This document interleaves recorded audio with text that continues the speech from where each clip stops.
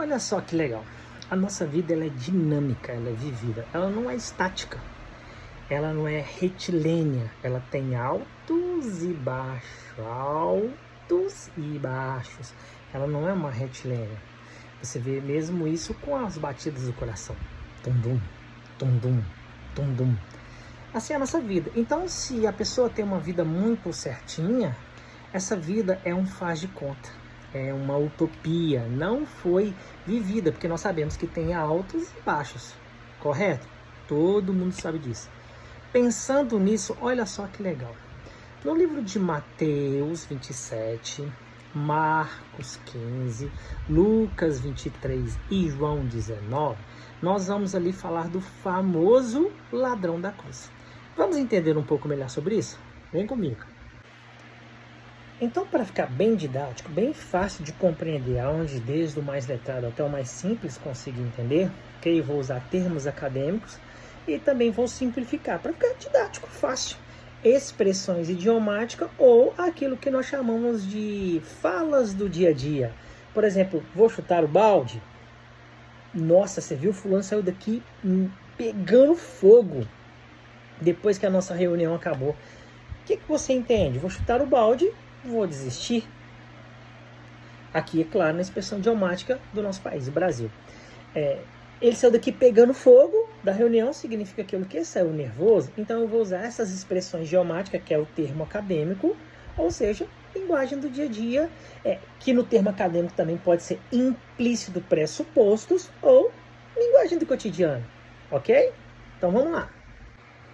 De uma forma bem didática e prática, dentro da expressão idiomática ou dos implícitos pressupostos ou até mesmo subentendido, ou seja, fala do cotidiano, nosso dia a dia mesmo. Imagina agora, você aí, entendeu? Que você tem um amigo que não tá nem aí para nada, ok? Tem aquele amigo que ele é mais ou menos, ele é meio estudado, e tem aquele que realmente é mais estudado que os outros, ok? Agora, imagina só que vocês três viram a mesma situação. Vocês viram uma situação por igual. Agora, por que cada um vai contar de uma maneira diferente? Isso é chamado de erro da sinapse. O que são as sinapses neurais? Ora, isoquímicas e isoelétricas. São suas linhas de raciocínio no seu cérebro, ok? Que às vezes você pode estar concentrado em uma coisa, mas na verdade ser outra. Por exemplo, houve um acidente num Fox branco.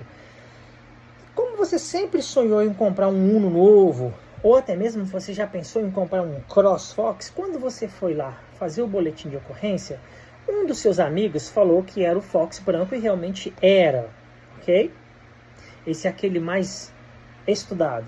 Já o outro que está querendo comprar um CrossFox, que é mais parecido com o Fox, ele falou que era um CrossFox amarelo. Já o outro, aquele mais simples, ele falou sim que era um Uno branco. Os três são bem parecidos. E, na verdade, o acidente foi ocorrido em um Fox branco. Mas como tem erro da sinapse, um queria comprar um, o outro queria um CrossFox e o outro é mais centrado, cada um conta uma história, mas os três estavam no mesmo evento, ok? Isso é chamado de erro da sinapse. E os três estão corretos, sem estar mentindo. E aí, o que vocês viram com seus olhos? Um vai falar assim, ele chegou e atravessou o sinal. Atravessou o sinal.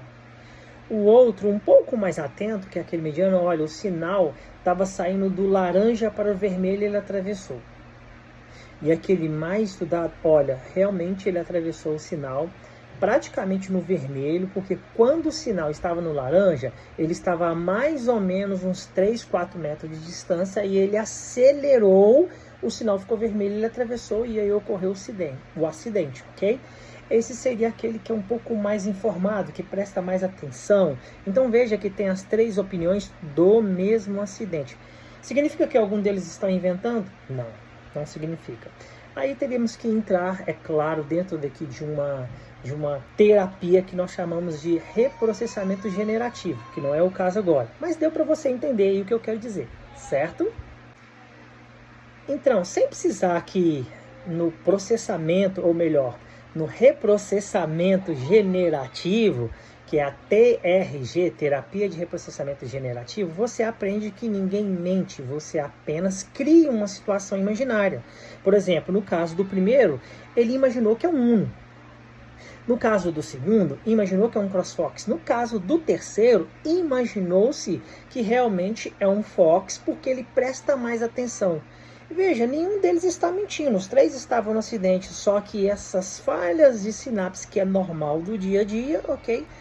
Fez cada um falar de uma maneira e tá tudo certo, ok? Ou seja, perdeu algum pequeno detalhe, os três viram, mas às vezes eles estavam prestando atenção em outra coisa, popularmente falando. Às vezes ele ficou impactado, enfim, são vários os motivos para terem três histórias diferentes, ok? Agora vai vir um perito criminal. E esse perito criminal vai apurar os fatos. Depois que ele apurou os fatos, que ele pegou o Uno branco, o CrossFox meio amarelo e o Fox branco com a placa tal, um falando que ele atravessou no laranja, o outro falando que estava saindo do laranja para o vermelho, o outro falando que não realmente estava no vermelho, porque ele estava a 3 metros, só que ele acelerou. Agora, com todos esses depoimentos, o perito criminal vai vir e vai apurar os fatos por meio de evidência. Então nós temos uma pessoa leiga, nós temos uma pessoa mediana, uma pessoa totalmente estudada, mas agora nós temos uma pessoa que literalmente é especialista no assunto, um perito. Ele com certeza vai saber juntar todos os casos, ok? Todas as falas e chegar na conclusão correta. Faz sentido isso para você? É claro que faz, é o nosso dia a dia, né? Agora, veja bem. Todos esses exemplos que eu dei aqui para você foi para falar de Mateus, Marcos e João. Mateus eu vou colocar aqui como se fosse aquele meio disperso. Você vai ver na carta de Mateus, está escrito assim: e ele foi crucificado com 2 ladrões. A palavra em grego, como eu falei que também ia falar o termo acadêmico, é lestes ou lesitais, que é um ladrão, literalmente um ladrão. Mas lembra, Mateus é um cara que viu o acidente com os olhos, mas ele não é muito informado, ele só viu que os dois realmente foram condenados e está escrito que o Mashiach, o Messias, o Yeshua, o Jesus, vai ser crucificado no meio de ladrões. Então o Mateus falou que é ladrão, beleza? Essa é a primeira explicação, correto? Vem o nosso amigo Marcos, que ele é mais ou menos. Ele também lembra da profecia, fala que o Messias, que o Mashiach, que Yeshua, que o Jesus, ele vai ser crucificado no meio de ladrões. E ele também fala, não, realmente é no meio de ladrões, eu estava lá, eu presenciei mesmo, etc, etc, etc. E dá um pouco mais de detalhe, ok? Aí já vem o João, que é o terceiro. O João já vem falando assim, olha, realmente tinha 2 pessoas lá. Só que o João é um pouco mais informado. Ele não arrisca falar que é ladrão, porque ele não sabe todos os fatos envolvidos. Ele não sabe o que está nos autos do processo. Ele não sabe qual é a acusação. Então o João fala assim, ó, ele foi crucificado com 2. Então Mateus fala que é ladrão, lestes ou lesitai. Marcos fala que é ladrão, mas João fala que ele só foi crucificado com 2. Já não se arrisca tanto, ok? Agora nós temos um quarto elemento, um que vem de fora, um perito criminal, ou seja, Lucas. Ele descreve assim nas suas cartas. Ó, olha só, meu excelentíssimo Teófilo. Desde a primeira carta, como dessa, eu fiz uma apuração minuciosa dos fatos. Então Lucas vai lá e procura saber. Ele lê os autos do processo. E nesse autos do processo, a palavra não é lestes, como o Mateus achou que era, um ladrão, ou como Lucas. E também ele não ficou isentão, não, como o João falou assim, eu não sei. Ele leu, a palavra lá é carcógonos. Carcógonos significa criminoso. Mas por que os outros pensaram que ele era um ladrão? Porque ele foi crucificado no meio dos criminosos. O criminoso pode ter tido roubado, certo? Ou pode roubar, certo? Só que Lucas, ele é o perito. Ele sabe que carcógonos é apenas um criminoso. Mas que tipo de criminoso? Que um império, no caso ali romano, determinou que ele era criminoso. Só que Lucas é o perito, ele foi atrás disso. Ele viu que, na verdade, não era um criminoso no sentido de ter roubado, e sim um criminoso no sentido de ter zelo pela lei, de ser um zelote. E o zelote, por amor à palavra, e aqui eu não vou dizer nem que certo nem que errado, mas sim por amor a Yeshua, por amor a Deus, por amor à palavra, eles faziam de tudo, se precisar, entrava até em guerra contra o império, se defendia, pegava a espada, pegava a arma, e o império tinha todos que se levantaram contra o império, principalmente pegando em espadas, que era normal na época, armas, declarando que o Messias viria contra o império, eles tratavam como criminosos, ok? Então veja que em Lucas a palavra não é lestes, nem lesitais, que é ladrão, tá? E sim cacógonos, que é um criminoso, mas no sentido desse cara ter tanto zelo pela lei, tanto zelo, que ele cria rebelião, mas para o Império Romano, quem cria rebelião é um criminoso, no estilo de ladrão, que está roubando a autoridade do Império, ok? Então por isso que no livro de Lucas vai falar que um dos ladrões, ou melhor, um dos criminosos não é ladrão, ele pede para o Senhor Jesus que o possa ter misericórdia dele no seu reino. Tá certo disso? Lembra disso?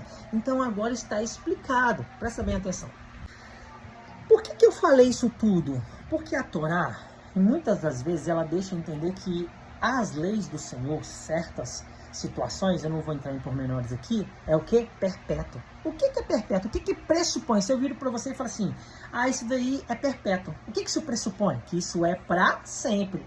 Existiu ontem, existe hoje, vai existir amanhã. Perpétuo. Conseguiu entender? Que é para sempre, aquilo que estende eternamente, ok? Ficou fácil de entender agora, né? Então, baseado nisso, quando um ladrão rouba, a lei não pode ser revogada porque ela se pressupõe perpétua, lembra? Quando um ladrão rouba, a lei diz que para Deus te perdoar, não a pessoa. Veja bem, a pessoa roubou um item de R$100, ok? R$100. E aí, roubou para, por exemplo, pagar o aluguel. Mas roubou R$100 de alguém. A lei fala que para Deus te perdoar, não a pessoa. Digamos que a pessoa me roubou R$100 para pagar o aluguel dela. E aí eu fiquei sabendo que era para pagar o aluguel, ok? E aí eu perdoo, ainda dou mais 100. Ainda falo com Deus, Deus, eu perdoei, vou dar mais 100, tá? Só que a lei diz que é Deus que não vai perdoar essa pessoa. Não eu, não importa se eu perdoei. A lei diz, para que Deus te perdoe, veja bem, para que Deus te perdoe, ok? Você tem que restituir o bem, ou seja, os R$100 e 20% a mais. É o que está escrito, ok? Veja bem, o contexto em relação a roubo aos bens da propriedade, você vai ali em Êxodo, vai falar assim, que se você for pego, o ladrão for pego, roubando dentro da sua propriedade, ele tem que devolver o bem e o dobro. Já em Levíticos, que também fala, quando você engana seu irmão, passa ele para trás, falou que o negócio não estava com você, que você achou, né? Falou que não achou, ele te emprestou, você falou assim que foi roubado, ou seja, enganou, você tem que devolver o bem, mais 1/5 ou 20%. De qualquer forma, a ideia é, para que Deus te perdoe, você tem que devolver o bem, dependendo da situação. O que eu quero que você entenda aqui de uma forma bem clara, que o eterno, ele não pode se voltar contra a lei dele. Lembra que a lei é perpétua? Não pode. Então veja bem, em qualquer um desses casos, Yeshua, Jesus, que é obediente ao Senhor, que ele veio cumprir a lei no sentido de pleroma, plerosai, trazer um novo entendimento, finalidade, que vem do hebraico maler, que é trazer a compreensão correta, qual é a finalidade da lei, ele veio para obedecer e mostrar que é capaz. Então ele não pode ser rebelde. E aonde você vê esse exemplo? Você vê esse exemplo ali em Zaqueu. Presta atenção para você ver. Em Zaqueu, rapidamente a gente passa. Vamos passar pelo texto assim, rapidamente. Jesus aparece e chama Zaqueu. Zaqueu, tem que comer lá na sua casa. Zaqueu desce e aí você pressupõe que o quê? Que Jesus vai para a casa de Zaqueu, certo? Não está escrito isso, mas você imagina que vai para lá. Então, quando Zaqueu desce, Jesus fala assim, vem que a salvação chegou? Não. Jesus entra na casa, agora a salvação chegou? Não. Conversa vai, conversa vem, você pressupõe, não está escrito. Zaqueu fala assim, olha, vou doar metade da minha fortuna aos pobres. E se eu defraudei alguém, eu vou devolver 40%. No caso era 20%, ou 40%, ou 4 vezes mais, dependendo da tradução. Somente depois que ele fala que doa metade dos bens, e mais um acréscimo de 40%, ou 4 vezes mais, é que Yeshua, Jesus falou assim, agora sim, Zaqueu, a salvação entrou na sua casa. Presta bem atenção. Por que Yeshua não falou antes que a salvação tinha entrado na casa dele, sendo que ele é a própria salvação? Porque Yeshua não pode ir contra uma lei que é perpétua. Contra uma lei que tem finalidade de proteger eu e você. De mostrar eu e você o caminho da santidade. Então ele mostrou que temos finalidade, que a finalidade da lei é obedecer. Entendeu? Para que tenhamos uma vida correta perante o eterno Criador. E quando uma pessoa rouba muito hoje, você vê em vários julgamentos aí, ó, você foi condenado a 30 cestas básicas, a fazer obras sociais, que foi o que Zaqueu fez. Dou metade da minha fortuna aos pobres, e se alguém chegar falando que eu roubei, eu dou 40% a mais. Aí sim Jesus falou, agora a salvação entrou na sua casa. Viu? Que Yeshua nunca foi rebelde, como alguns propõem, falando, ele perdoou porque ele quer. Não é bem por aí. Ele tem que obedecer, lembra? Ele é o Cordeiro perfeito. Então, voltando ali para o contexto de Lucas, aonde ele sabe, ele fez o seu, de uma maneira perita, como ele diz, Teófilo, eu fiz um trabalho minucioso. E aqui a palavra não é lecitais e nem lestes, é sim cacógonos, que é literalmente um criminoso, mas no sentido de cometer um crime contra o império. E nesse caso aqui ele era um zelote só porque ele tinha zelo e o império não queria, conseguiu entender? E aí sim ele interroga outros que estavam vivendo, lembra que tinha 3 no exemplo que a gente deu? Um viu de um jeito, outro viu de outro, outro de outro. Quando ele interroga aquele que mais presta atenção, que no nosso exemplo aqui foi João, o que ele vê como evidência? Que na visão do primeiro, não, ele ultrapassou no laranja e bateu quase no vermelho. O outro assim, eu estava no laranja indo para o vermelho. E o outro diz, não, ele estava no laranja, mas ele estava 3 metros de distância, ele acelerou. Ou seja, no caso aí do exemplo que nós demos, que um estava no vermelho, o outro no vermelho, o outro do laranja para o vermelho, e o outro no laranja, vermelho, mas estava de longe, foi mais detalhista, ele perguntou para essa pessoa, olha, e aí, o que aconteceu? Você que estava ali mais próximo. Aí ele falou, olha, um deles falou assim, olha, lembra-te de mim, Senhor, quando estiver no paraíso, para resumir aqui. E aí o Senhor vai falar assim, hoje mesmo estará comigo no paraíso. É claro que isso é uma explicação teológica, filologicamente correta. O que eu quero dizer com isso?